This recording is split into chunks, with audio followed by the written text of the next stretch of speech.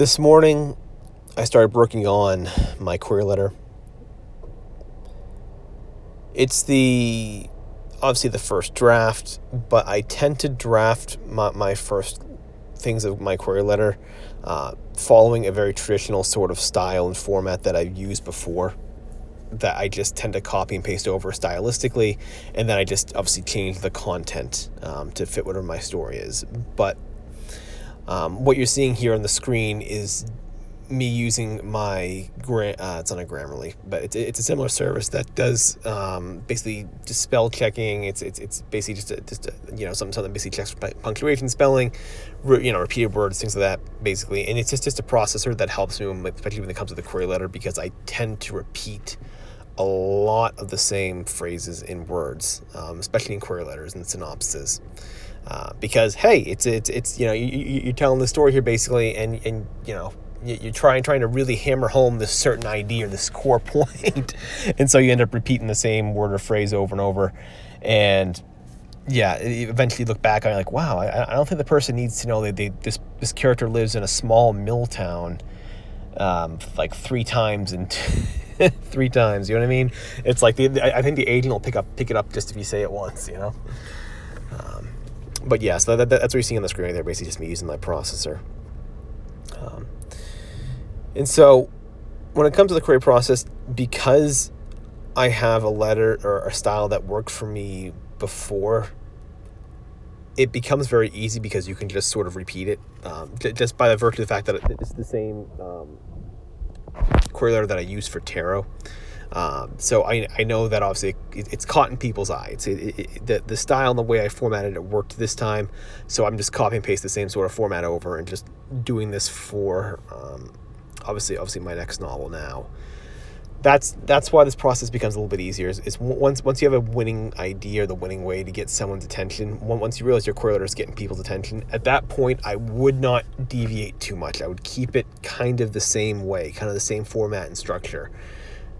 Obviously change the content to reflect the new stuff, but otherwise content and structure, obviously the structure should be the same.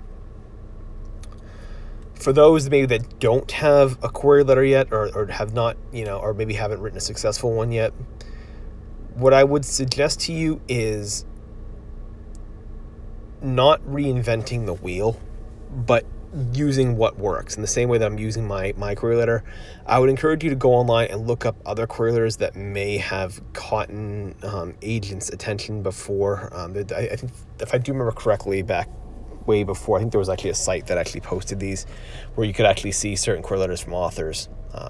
But the other thing too is what tends to work for me, and this is what I did the first time, and this is what I would encourage people to do, is it also helps if you just find a similar title to your book, or a similar theme or idea, and steal the synopsis from that, and then just rework it. So in other words, if you're writing like an underdog story, you might want to look up like the synopsis of Rocky, right? If you go online, type it into Google, you'll probably find the IMDb page, and you'll see different critics' synopsis of it, right? And you get like a whole paragraph there describing Rocky.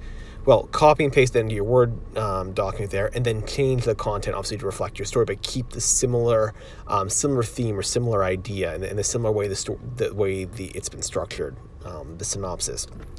The query letter is not really something you have to worry too much about as far as plagiarizing goes. It's a query letter, right? It's a standard business letter. You're not submitting this to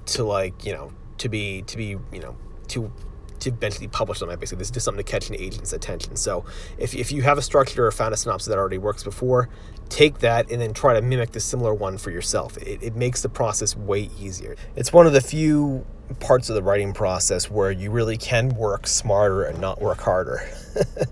So much of what we do basically is a sort of original creativity.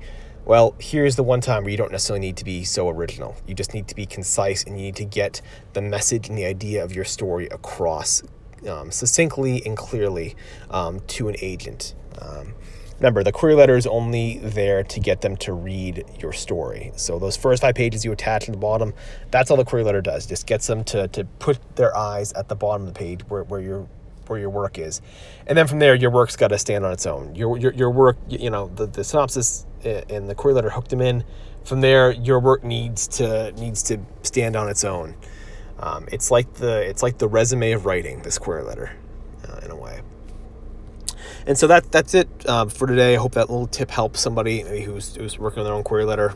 At some point, I'm probably going to end up doing like a writing lesson. Like I'll take like a month probably, and I'll do like a 4-parter or something, where I'll just go through and I'll do like different letters, or just different query concepts, where I'll kind of show you like the basic outline. Then I'll maybe go through basically what you have to do for each paragraph in sort of what style tends to work, just for what's worked for me. Not sure when I'll get around to that. It'll probably be sometime next year, just because I've already started planning out lessons, I think, for the rest of this year.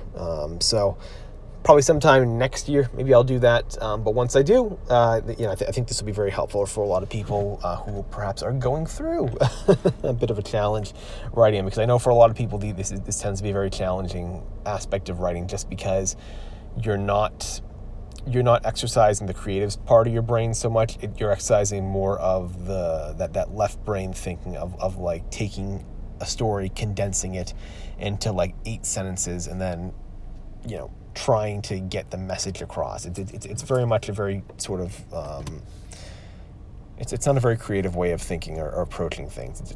You're sort of deducing rather than inducing your work. So that's it, though. I'll be back tomorrow, and then, a few more days of the query letter, hopefully, and then it's back to revising the novel.